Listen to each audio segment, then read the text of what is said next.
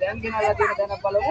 හරි. අපි දේශපාලනය කරන්න දේශපාලනය කරන්න කෙනෙක් ආව අපි ගමේ මිනිස්සු ඔක්කොම යාව එලෙව්වා. අපි ඔක්කොම එලෙව්වා යන්න කියලා. අපිට ඒක ආවම නැහැ.